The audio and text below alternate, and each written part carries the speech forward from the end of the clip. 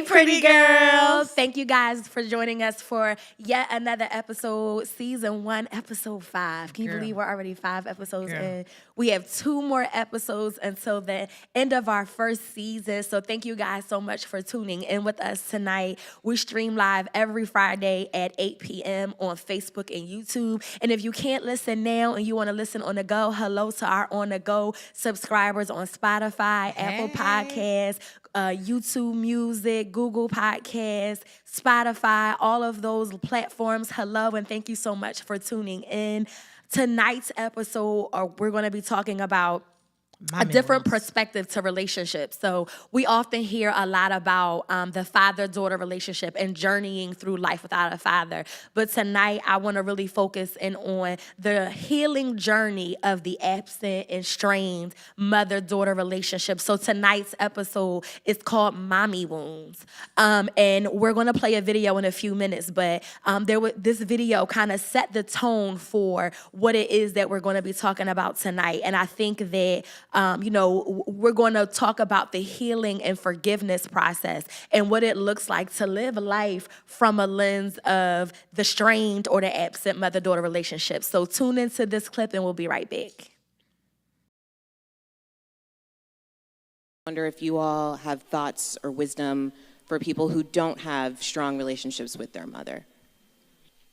I don't ever think you grow out of needing your mom. Even people who have lost their mother in terms of their deceased, that's a deep, deep pain. But it's also painful to have your mother alive and feel like you don't have her. And for you to be full grown and there's like a baby in you, there's a little girl in you that still wants to be cared for and encouraged and affirmed, still needs attention. I want to affirm that that desire you have is good. You know, when we read it, especially as a parent, we say, yeah, honor your mother and father so that your days may be long upon the earth, that this is the only command given with a promise. Parents like to quote that for disobedient children. Right. But it is true. It's a promise with that. But I think it's also important for us, what does that look like when you're an adult? What does it look like to honor your mother when sometimes they haven't even lived an honorable life? So first thing I would say, in order for you to love your mom well and build a relationship with her and to honor her, is to first grieve the loss of the mother you wish you had. And in some ways, many of us have to have a homegoing celebration, or we have to have a funeral in our own hearts and mind for the fantasy mom that I have to bury because she does not exist. And that the pressure, the standard that I hold this woman to, who is actually my mother, she may never get there, but what will it look like to have my deepest needs satisfied in God, satisfied by other women that God will bring close to me, but still thank God that this is the vessel He chose for me to come through. But I think grief, real grieving, has to precede your ability to really love. Because sometimes we're loving a ghost and we're not loving the actual woman and who she really is. And I think grieving and allowing God to minister to you, to comfort you, and for you to see the resources of mothering He surrounded you with will help you meet her. And actually, even though you're her child, you'll be able to minister to her in a way that you didn't think you'd be available to because of your pain.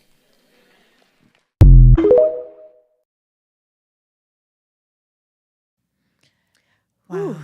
Wow. Yeah. So you know what? My sister, she sent me this video, and it was actually a reaffirmation rather, I would say, of a conversation that I had with my elder. And the first thing I want to start with, because it's a lot of aspects to this, is that it's okay to want your mother. It's okay to want your mother as a little girl. When you think about how we're designed as people, we have a mother and we have a father. So it's okay to want your mother. And some people might say, yes, duh, that makes sense. But when you are seeking after something and you're continuing to grow in your relationship with God, and as you grow from a little girl who's seeking their mother to now I'm a teenager and now I'm an adult, you think, well, maybe something's wrong with me because I'm still seeking this relationship, when in fact it's a natural thing for you to want to have. And I love that the speaker in this video really just dispels that right from the get go. Yeah. Because it is natural as we go through our processes, from falling down and scraping your knee as a little girl to having your first period or your first boyfriend in high school to having your first child and looking to your mother for instruction on how to, what to do with your baby, or how to weather postpartum depression. If that's something that takes place with you, you want to have that relationship with your mom. So it's natural.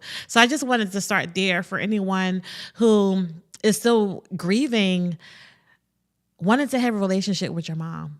Just start there. I just hope that it's freeing to you today to hear that it's okay for you to want to have that relationship. And really what we want to delve into today is just walking through that process, because it is a very crucial process that's very close to your heart. It's your mother. Yeah, I think I love the fact that she dispels the idea that you shouldn't want your mother. I remember sending this video to you with it checking me first. Yeah. with it checking me first. I just watched the video and was just like, wow, because it affirmed so many things that I had to go through in private. And I think that had I had somebody tell me that, I wouldn't have been as hard as I was on myself with the desire to want my mother. I equally found solace, found peace in the fact that she talked about the grieving process in 2 ways. Yeah. I really love the fact that the speaker talked about grieving the relationship or lack thereof with your mother, as well as grieving the fantasy mother that you wish you had. Yeah.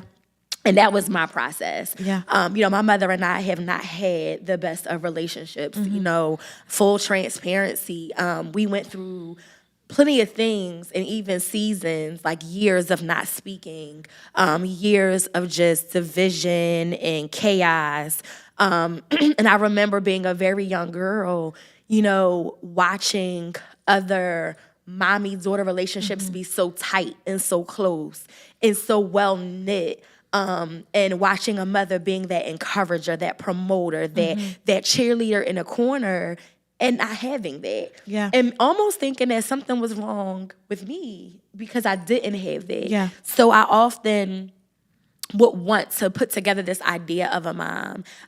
When I had, as an adult, I had to come to a place where I had to be okay that I didn't have that fantasy mom. I had to even be okay with the mother that I did have, because I recognized that, while I didn't like some of the things that I had to go through, while I didn't like the isolation and sometimes walking alone, trying to understand my own journey to motherhood, womanhood, and adulthood, it was working for my good behind the scenes. Yeah. And I'm saying this now. I didn't say this before. Yeah. Let me be transparent. We're walking through this process of how we forgave, how we healed. But in some cases, and I'm probably jumping the gun a whole lot right now, but in some cases, this is still a work in progress. Yes. So we're not talking about something that we not only just overcame, but we're overcoming. Yeah. And I really love, to the point, the way the speaker comes right out of the gate, guns blazing, and says that it's okay. Because if there's any pretty girls out there watching that are avoiding this, understand that we've avoided it, understand that we've gone through this, but it is okay to want the relationship with your mother, even when you know that the relationship may not be the best. Like Kawana said, it's our innate desire to have, that affirmation by our mother. So if you start, the part of the journeying and the healing process is first coming into the reality that your feelings are valid. Your feelings are okay. Yeah, I think when I think about my journey with my mother and our relationship, it a lot of it mirrored yours. A lot of not speaking to my mother for years, a lot of resentment and anger, and a lot of shame.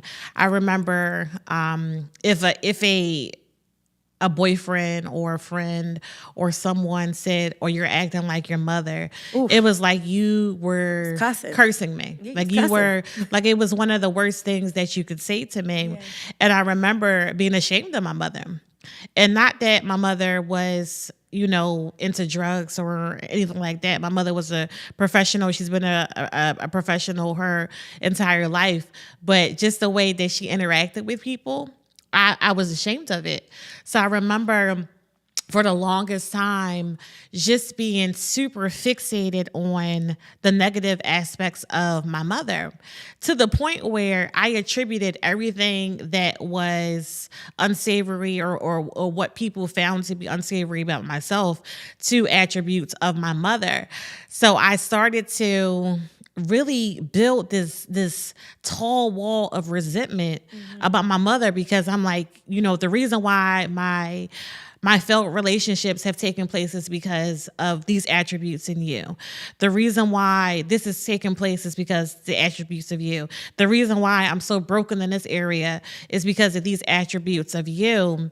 And I remember maybe a few months ago, and when we talk about we journeying, like this is a journey. Yeah. Because a lot of times people go their entire lives and there is no healing or deliverance when it comes to the mother-daughter dynamic, and the enemy don't want our family system to be cohesive. So let's start there. So there's a lot of people who never see any healing, but it stops here, and that's why we're here on tonight. Yeah.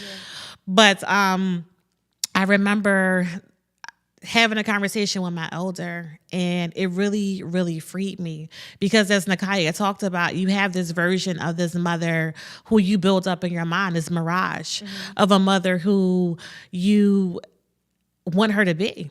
And it's really chasing a ghost. It's really loving somebody who does not exist. And then on top of that, it puts pressure on the actual person. And what the Lord showed me was, I chose this vessel for you to be birthed out of. And when we negate the vessels that we came out of, both our mother and our father, we are literally negating the sovereignty of God, because he chose these things to take place. And then when we build up this mirage of a person who we feel that our parents should be, we're really hurting them. You know the phrase hurt people hurt people. You have a hurt parent that is parenting through hurt, but then you have the child who is not able to love in the lens that they should love, because they're loving somebody who does not exist. And when you're loving something that does not exist, you are literally disappointed every time you have an interaction with them, because it is something that they will never aspire to, because it's not them. Yeah. If I could think about the journey of the relationship between me and my mother, I realized, even in preparation for tonight's episode, that my relationship was really robotic. It was almost like, if you're going on a trip and you're on vacation and you're driving really fast because you want to get to your destination, and you see the trees quickly just going by. That was kind of my relationship. I was going through the motions of said relationship so robotically because I was so angry. Yeah. I was angry for so many reasons. I resented at one point, the relationship, because I watched my mother be there for other people, for other women, for other girls. And it was like, for real? Because you got one right here. Like, no, full. Yeah. I think I'm probably going to be super duper honest in this. Not that I haven't been honest before, but we about to get real. We say dig to the root. Tonight is one of those episodes where we really going to dig.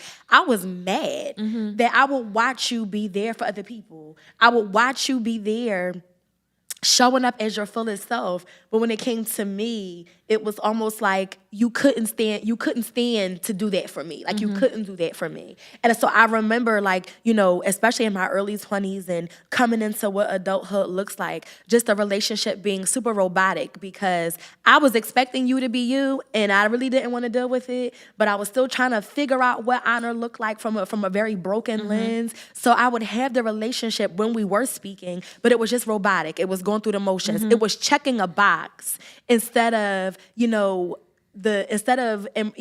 trying to have the relationship, even though it was very strange. You know, I was just check the box. I'll call my mom today. All right. Okay, I call mom. All right. Oh, I talked to her this week. You know, I talked to her this month, just literally dotting the I's and crossing the T's. And I had to, even in hindsight, looking back, you know, it would have been a lot different had I understood than what I understand now. Yeah. And I wouldn't have just checked off the box, but I might have had real conversations. Yeah. But because I was just broken on the inside, for real, I was just, you know, so mad because I wanted this fantasy person. I wanted the relationship I watched some of my other friends have with their mothers. And it was like, we just gonna pass by this. We're just gonna pass by this because you're not who I wanted you to be. When in reality, you know, one of the things that I reflected on today was that the reality is, it may not have been what I wanted. It may not have been the best of relationships, but she gave me what she had. Yes.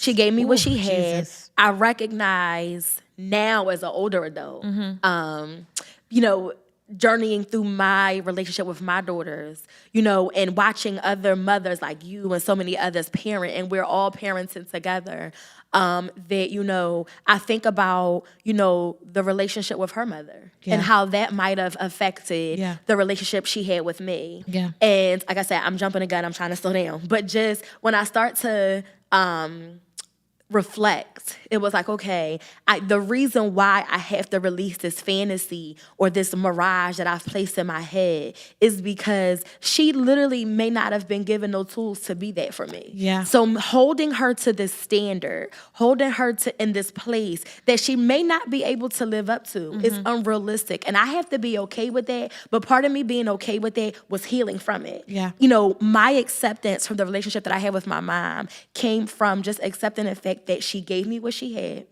And if I continue to hold her to this standard, we'll never have any relationship because I'm constantly holding her to something that isn't real to begin with. Yeah, I would definitely agree with that. My grandmother, I mean, this is no secret for anyone who is watching this, and it's no dishonor to my grandmother, but it really was, it just continued to go pass down and pass down and pass down and pass down, where you had mothers who weren't mothering.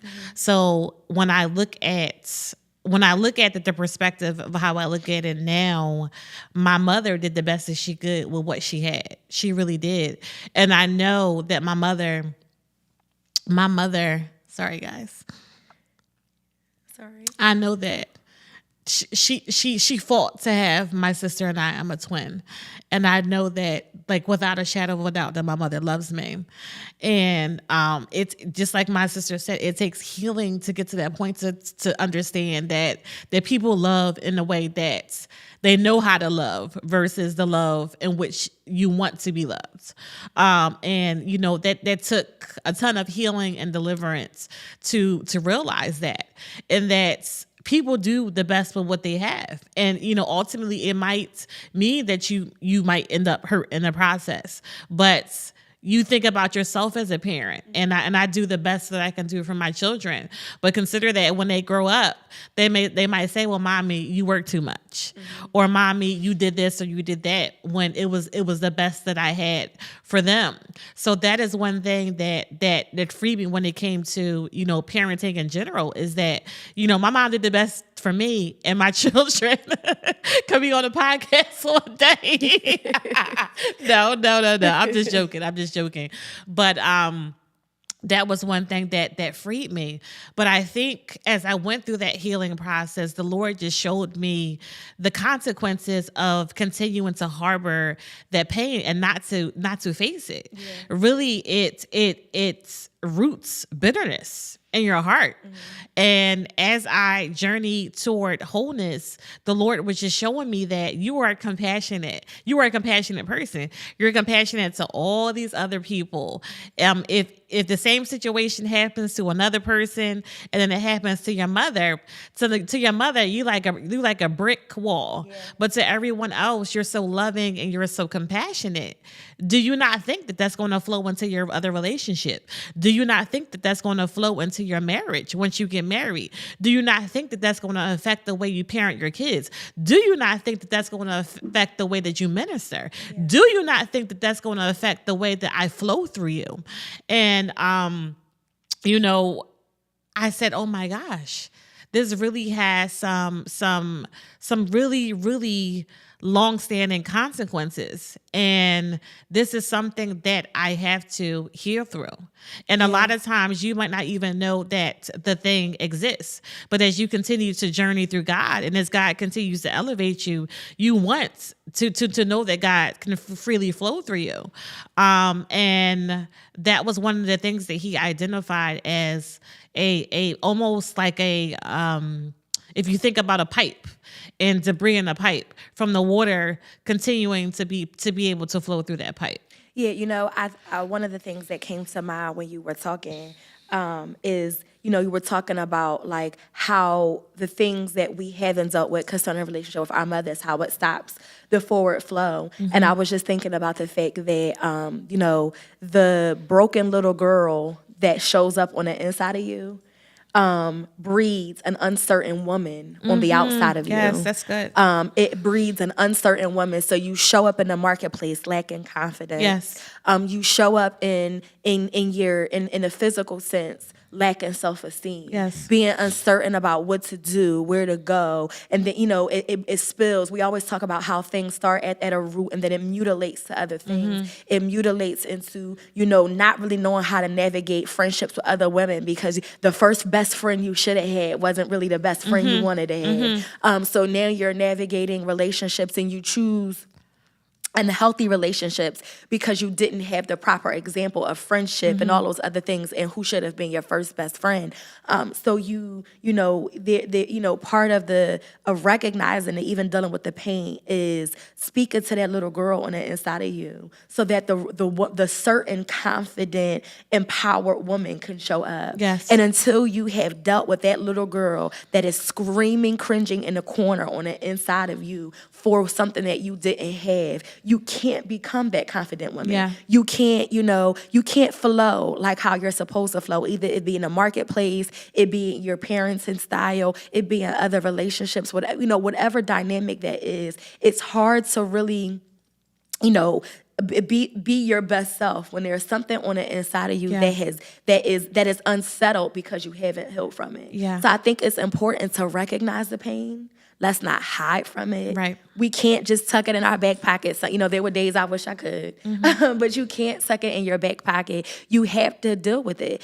You have to, like she said, find that comfort in God. You have to start to take the necessary steps towards the healing. Yes, it hurts that you may not have had the mother that you wanted. However, it does not stop your life. Right. It cannot stop your life. Right. It won't stop your life if you do the work that it takes to get towards forgiveness and healing. Yeah. Because the reality is that you may not have the relationship that you want to have with your mother, but you can have a relationship. Yes. But it's hard to have that relationship when you're harboring all the feelings because you didn't have what you thought you wanted to have, or even not even thought, but even what you should have had in that relationship. Yeah, I think it's a continual process of forgiveness, a continual process of deeper depths of love.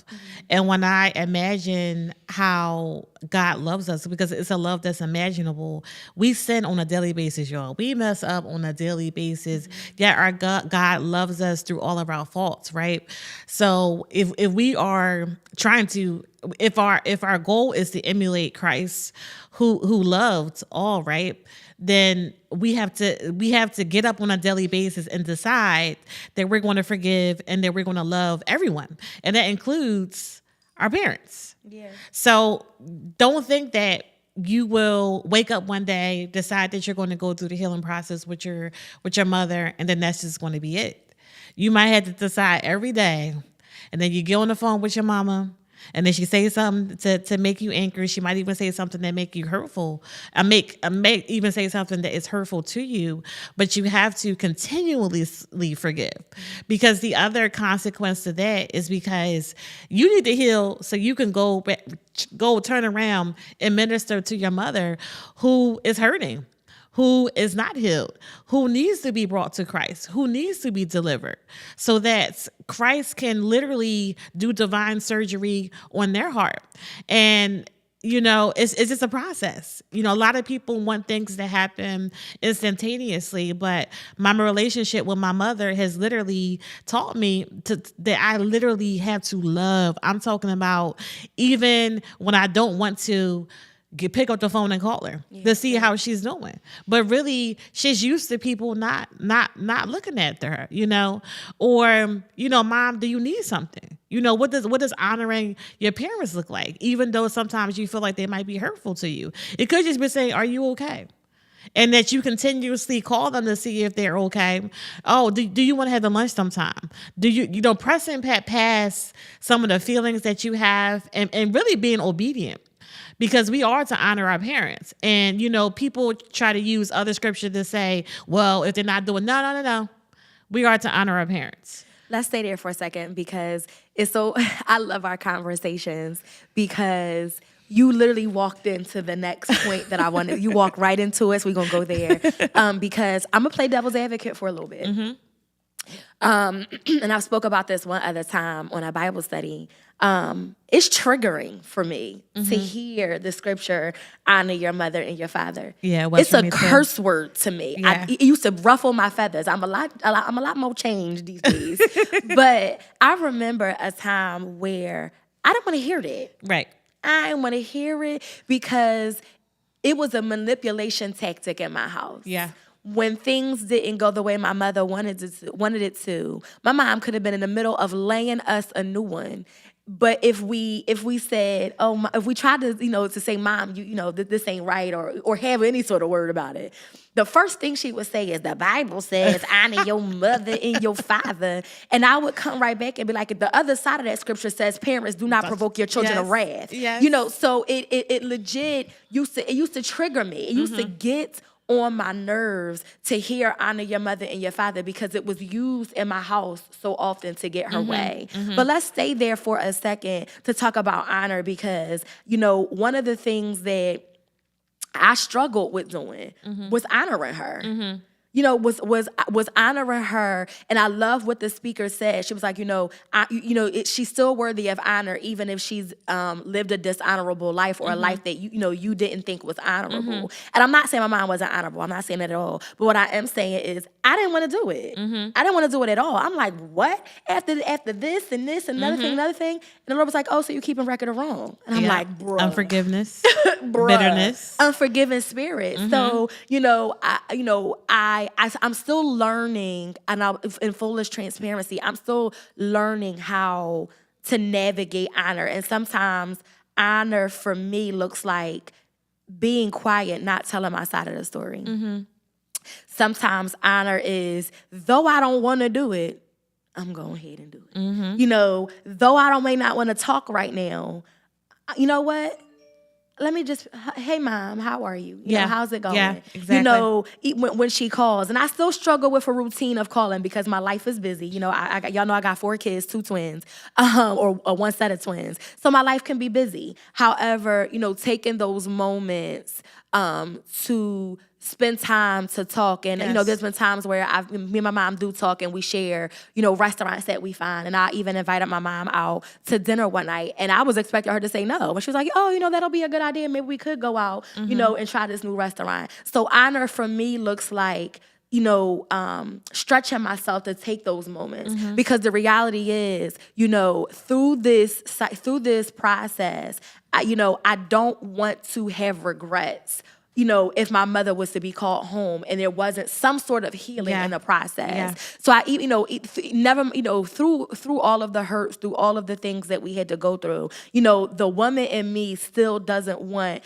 to let life pass by and then one day I wake up with a notepad full of regrets. Yeah. So, it doesn't excuse things, but what it does do is push things along.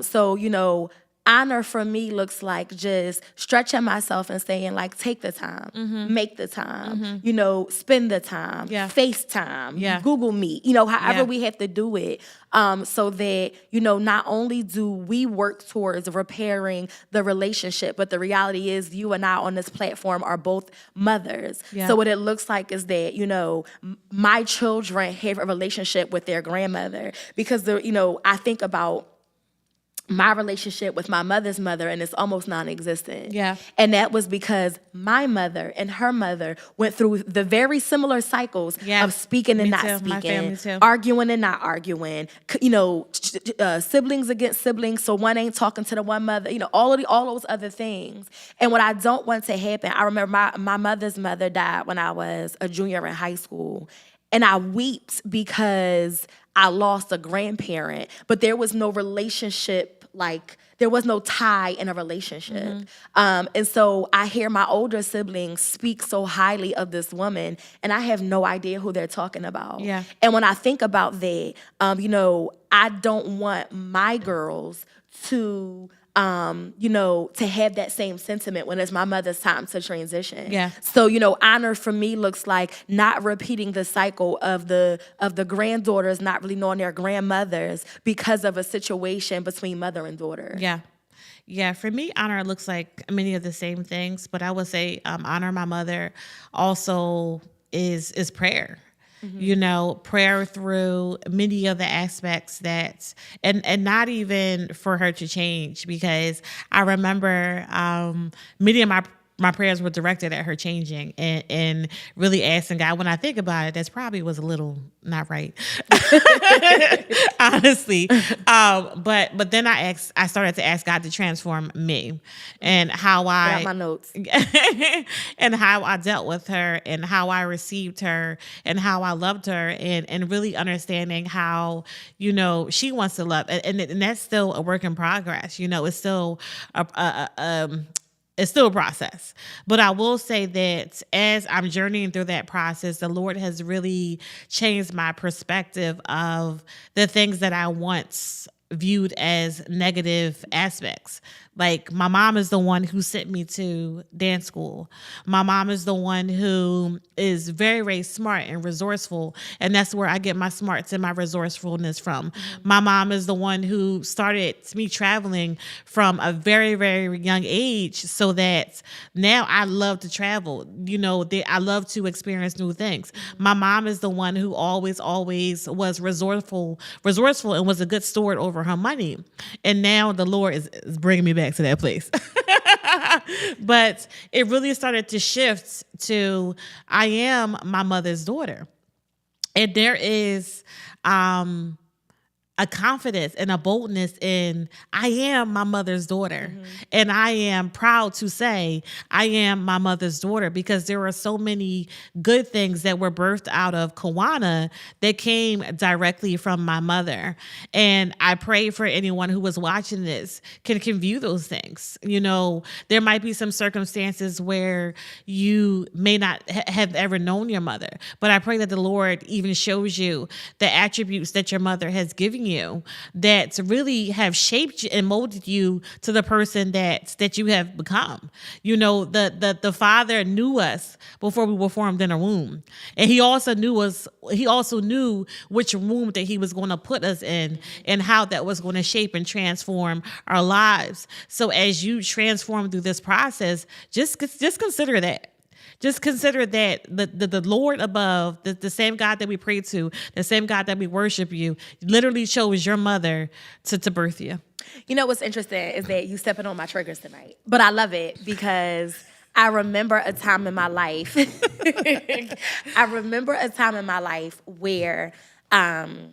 family, friends, and stuff would see me in my adultness and in my adulthood, and they would say, "Girl, you look just like your mom," and I would be burning up. Yeah. I'd be ready to chew bricks on the inside. Not chew bricks. Sarah, listen, tell the truth, shame the devil. But, burning up on the inside because people say, "Child, you look just like your mother coming up. Oh my gosh, you look just like her. You are her twin." And I'd be burning mad about it. But in reality, I think about it now.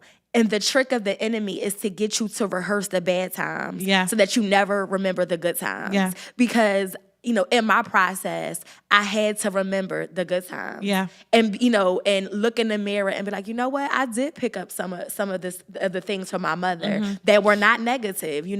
Like I said, the enemy does a really good job trying to paint this image that it was all bad. But I remember younger in my childhood and teenagehood, the times where, we spent getting our nails together, done together, countless restaurants, shopping trips to the mall put us out, all of those things. I remember the vacations. I remember the introduction to so many different things that I still do in my life. Vacations. Yeah, that's so funny you say that. Grooming, getting your hair done, getting your nails done, all of those things, I remember those things, and I can smile during those times and think about those times and not think about it from an anger or resentful lens, because it took time. It took time. It was almost like there was a mental block at some points in my life, because all I could remember were, the hardships, the hard times, the seasons of not speaking, the discord, the disconnect, the tears, the pain. That's for so long. I rehearsed that for so long that I forgot about the good moments. Even if the bad moments were far more than the good moments, I couldn't remember those good moments. Nakaya,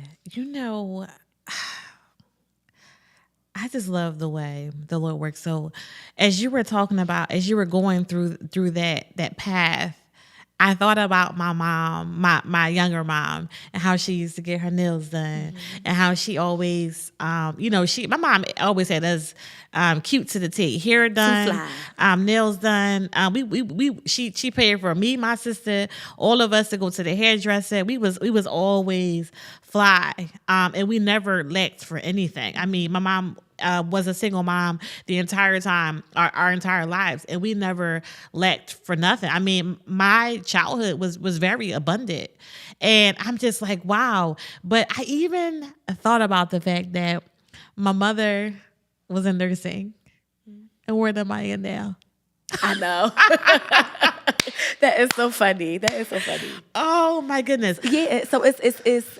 I think about it now, and when you was like, "Oh, I am my mother's child," I was like, "Oh, snap." Yeah. There are some, good qualities. Like, like I said, the enemy will have us thinking of all the bad qualities, all the bad things. But there are still, even if they weren't the perfect mother, because none of us are perfect. Even if they weren't the best example, there are still qualities that we can share as a mother-daughter duo, or whatever you want to identify it as, where there were healthy things that we learned. Even in maybe not the best case situations, but there were still things that we could extract from the context of our relationship that were all bad. Yeah.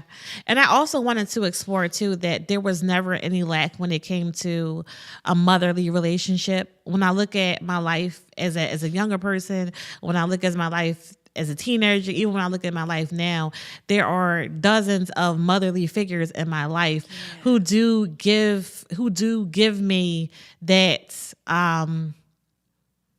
those things that I have been looking for my entire life. And really, when it comes to the perspective shift, I used to say to myself, I used to forsake the relationship because I'm like, well, I can have all these beautiful relationships with other people, with quote unquote strangers. And I want to say strangers in the aspect of they're not the people who birthed me, when really God sent those people. God sent those people in my life because he wanted those people in my life, and he wanted my mama to be my mama. And I think when it comes to a lot of the things that we view in our life, we really just need to shift our perspective and just be more grateful for not only the vessel that he chose, but the people that he's placed. Because when I look back, my God, there was no lack. There is no lack. There is an abundance of people who literally pour into me, who I can have those mother-daughter relationships that God has sent. And as you go through that process, you have to go through the process, because you won't even begin to see the goodness in this situation until the lens of trauma, the lens of hurt, the lens of abandonment, rejection, all these things are no longer on your eyes. And the only way that you can get to that place is if you literally allow God to do divine surgery on you. You know what's interesting? This flow of conversation is so amazing, because as things are dropping in my spirit, you're speaking them. So it's, that's another trick of being blindsided, though, is that if we stay in the angry, resentful place, we'll miss the people that God ordained to fulfill the needs we couldn't get from our mothers. Yes. I think back, over my life, and there were plenty of areas that, because of my mom's own trauma, own hurts, own pains, own situations that she had to endure in her life, there were things that she couldn't afford to give me as a woman. Yeah. And that's okay, because God made sure there were people in my path that gave me what I lacked from that relationship. Yeah. When I think over, my father's mother played a very, very intricate role in my life. And, it's been 13 years since her transition. But I think back over those times, and the times that, I needed a mom figure the most. She was right there. Yeah. Through a lot of things that I couldn't talk to my mother about, through things that I didn't want to talk to nobody about, and somehow she still knew and was able to help me navigate those areas. So, if there's anybody out there, I would start to look around at the people who are around you that you don't even notice to be there and to be molding you in that way, but they're there intentionally. They're there, to mold you, to grow you, and to be not a replacement, but an addition or an enhancement to what you don't have as well as you already have. And further on in my life, past my grandmother, there were, other women that somehow would just, God would, not matter of factly, because he's intentionally place them in my lives at the time that I needed the most. Shout out to Noni, you know who you are. Shout out to my former first lady and so many other women that I probably can't even remember right now, forgive me.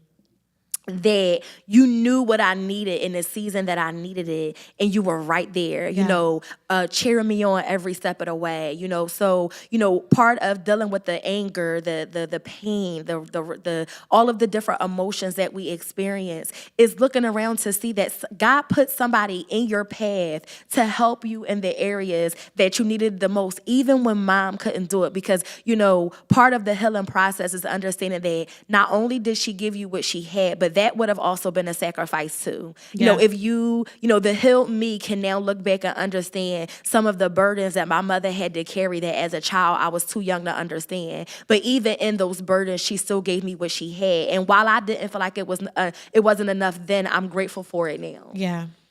Yeah, I'm grateful for the relationship with my mother, because it's teaching me deeper depths of love. It's teaching me deeper depths of forgiveness, because a lot of people say I love and I forgive, but they have no concept of it. And I love how, as I journey toward those deeper depths, and as I journey toward that deeper level of forgiveness, really it has cultivated a stronger relationship with God. And consider that when you are looking at your relationship with your parent, your mother, God is the parent to the parentless. Yeah. And as you are seeking the things that you want from your mother, really just taking solace in God. And I love how really the way that our relationship has been fortified is as I'm looking for all these things that I'm looking for in other people. And even as we talk about your mother, it could be your boyfriend, husband, best, whoever, it could be whoever, that really God wants every part of us to be satisfied in him, because he is God. He can be the father to the fatherless, the mother to the motherless. And I really love how this journey to seek wholeness, to seek forgiveness, to seek deeper depths of love have really taking me deeper in my relationship with God, because you have to be able to hear, even as we talk about the other people that God has put in our lives who have really filled those spaces that we wanted to see from my mother. There's also been times where I literally could not hear. I can now hear some of the things that my mother will say to me. That's really good advice. I'm like, go ahead, Mom. And where I'm seeking an answer, and the words out of my mother's mouth is literally the answers that I'm seeking. And as you go through this process, you'll stop viewing your mother as a villain. And I can tell you that prior to this process, there could be anything that my mother did and she was the villain. And now I'm like, wow, look at the wisdom that my mother has, and when she speaks to me, and even when she spoke that way back then. You ever have a time when the Lord bring you back to a situation where something took place and your mama told you that it was going to take place, but you couldn't hear it because you're like, oh, my mama always talking about stuff like that. And he's even taken me back to times where she was really giving me wise counsel and I couldn't hear it because of my unforgiveness to her. So I pray now that, even your ears are open as you go through the process of healing and just healing with your mother, so that you can hear even potentially how you're hurting her, heal how you might be potentially hurting her, hear some of her potential hurts that God really wants you to minister to, and hear even some of the things that she might be saying to you to pour into your life. Because, I'm going to be transparent. At some points in my life, I didn't think that she was qualified to pour because she wasn't in a church, when we know that God can use anyone. Yeah. So, the next part I want to talk about is, we're telling our fellow pretty girls to go through the process, but I think we need to break that down. I think we need to dig a little deeper and explain what that means. And I'll start. I'll try not to word vomit everything because I want us to really dialogue about this. Yeah. But one of the part of my process, what it looks like for me, is that when I release the anger, when I release the pain, when I release the resentment, when I released all of those emotions, when I dealt with them, when I grieved them, when I went through, each step of the way, I begin to shift my perspective. So my process looks like going from Lord, change her to Lord, change me. Because I realized that I was holding her to things that happened in the past and really just keeping record of wrong. And it prohibited us from moving forward in a relationship because I was still, so mad at what you did or mad at what happened, or it could have been different. I wish it would have been different. All of those things. So when I started to understand, and I started to just put all the pieces together, it went from Lord, get her to Lord, change me. Change me so I don't have to relive, all of these things all over again, because in doing so, I'm prohibiting any forward movement in a relationship with my mother because all I keep doing is going back. Yeah. So for me, I had to take a deep dive look at me and really deal with it. Cry it out, pray it, pray through it, all of those things in order to even fathom what the next chapter of a relationship could even look like. Yeah.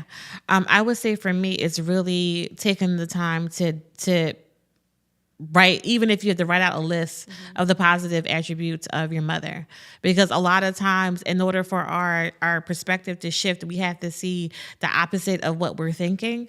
And for me, it didn't happen in a list per se, even as we were talking on this podcast.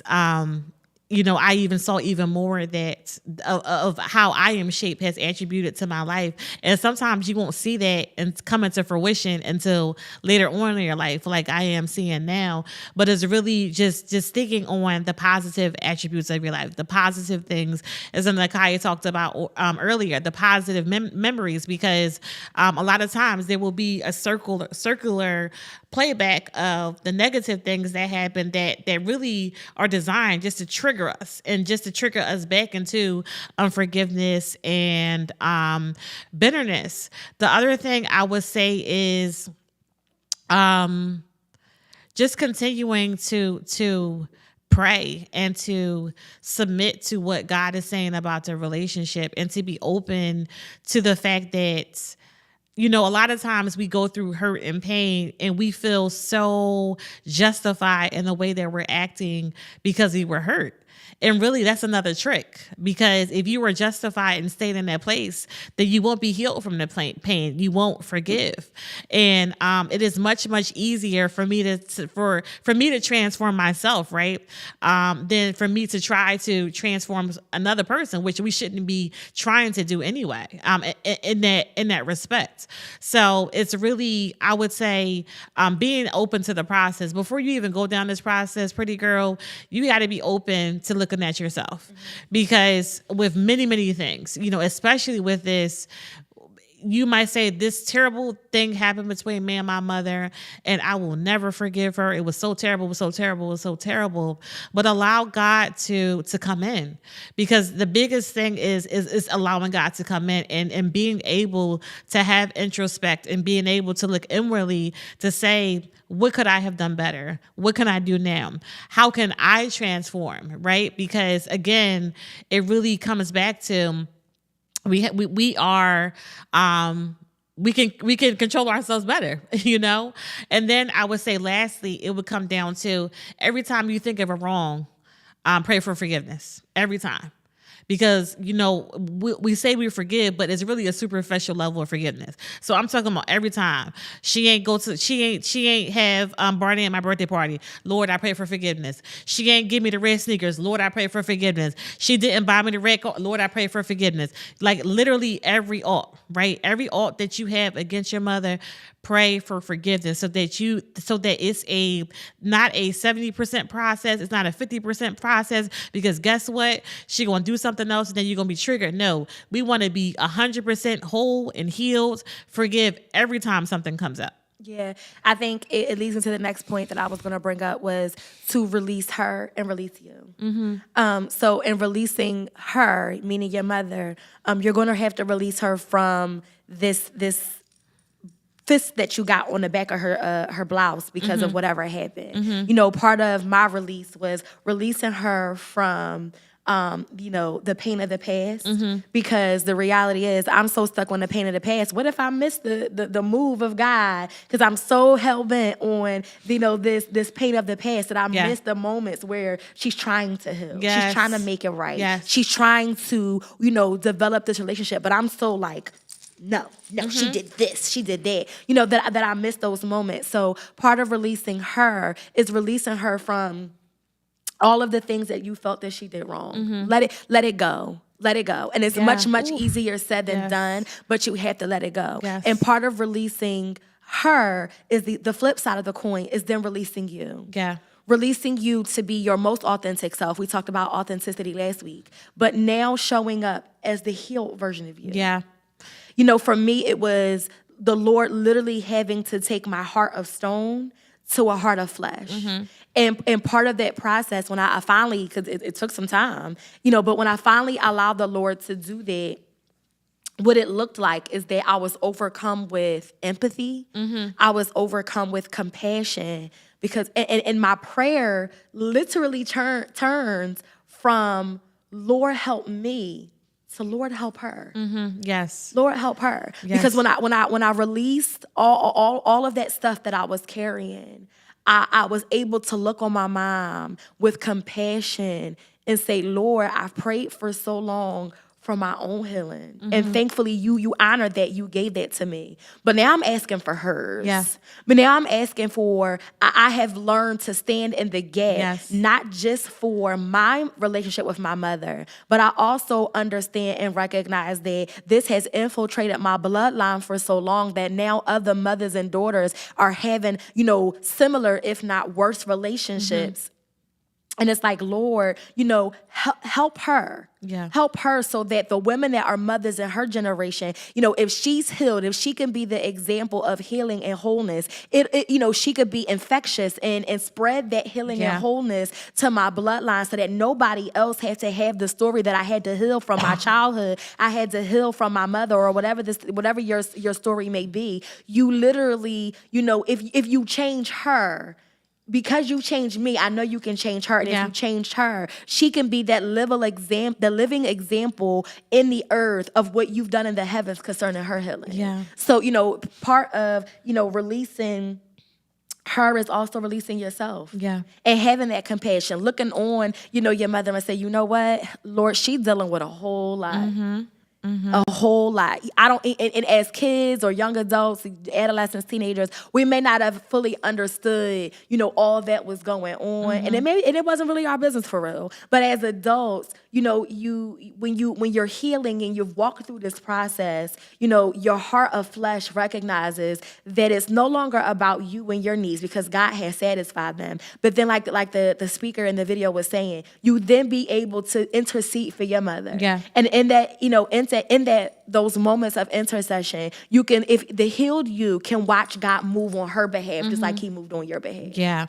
Yeah. And what does that look like? Just like a stepping stone. If you are someone who was looking to start that process, my leader and spiritual mother, she shared with me and a group of ladies a song, and the song says, "A heart that forgives." And even if you want to play that song so it can minister to you, really just ask God for a heart that forgives, because we really want to. We have to forgive, and then you want to ask God to love the way He loves and to see the way that He sees. Because again, if we can't even view things or see things, same thing, if we can't see things the way that He sees, then we won't be able to love the way that He loves. And even as God changed your perspective, because really He's changing your perspective, right? You can begin to become more compassionate. The Lord may even trust you with some of the things that, and it might not go down to the details, but trust you with the knowledge that your mother is battling some things that may have taken place when she was a little girl. And that you going through this healing process and giving your mother your testimony may bring her through as well. So, just praying those simple prayers. Lord, give me a heart that forgives, oh God. When it comes to the relationship with me and my mother, Father, help me to love her. Help me to love all in a way that you love people. Help me to see people in the way that you see people. And you can just start there. Ask God to put you in a place where you can view yourself, where you're in a place that He can reveal the things in you that are unlike Him. Because guess what? My sister just talked about praying for a heart of flesh versus a stony heart, right? And I would pray that prayer, I would play that prayer out. But guess what? Guess who had the heart of stone? Yeah. Guess who needed the heart of flesh? Yeah. And when I tell you that it's so important to look inwardly, you have to be able to look inwardly. Yeah, I think where we stick our pen in, and I think we would be remiss not to say this, is that the same patience God had with you in your process, you're going to have to give your mother. You're going to have to give your mother. And what does that look like? It looks like understanding that the process gets messy. Just like your process got messy, her process is going to get messy, which means that, you give her grace in that area, but you also maintain your boundaries in that area. Yes. Because when it gets messy, it might rehash some of those same things that you've healed from. And what that looks like is like, Mom, I love you, but I'll talk to you later. Yep. All right, let me go on ahead and get these kids together. I'm going to call you back a little bit later. Call me tomorrow. So realizing that, you're not going to disrespect her in those moments. But what you are going to do is maintain your boundaries and maintain your peace. So, while she's going through that process, there might be slip-ups. None of us are perfect. She's not perfect. We not perfect. We going to make mistakes. We going to fake, like Nikawana was saying, we're going to forgive 100 times plus 100 times plus 100 times. But understand that in those moments where you've asked God to work on her, work through her, and work with her, that there's going to be times where it gets messy. And when it gets messy, that's okay. It doesn't mean that she's trying to reharm you or trigger you in any way, but just like our process was messy, hers could be messy too. Maintain your boundaries, but remain empathetic, remain compassionate, remain loving, because God loved you through your process. Yes. We some hard-headed folk. I know I am. So, but equally, the same things that we want God to do for us, show us grace, show us mercy, compassion, love, all of those things, we have to equally do that as well. So when our mothers are going through their process towards healing, it ain't always going to be pretty. You maintain your boundaries, but love her anyway. Yeah. Agreed. This was good. So So glad I made it. Just like, it was. I think, I hope that our transparency really helped those that are struggling with, the absentee mom or the strained relationship, whatever the dynamic is between you and your mother. I really hope that, us being honest about our walk and where, how we navigated and are navigating the process with our mothers. I hope and pray that it empowered you to really take a deep look into the dynamics of your own mother-daughter relationships with your mom and even with your children. Because, the way that we stop repeating cycles is to do the opposite of what we were taught in some instances. It stops here. Yeah, because, I always say that I'm the bloodline curse breaker. So it may have run in my family until it met me and it runs out with me.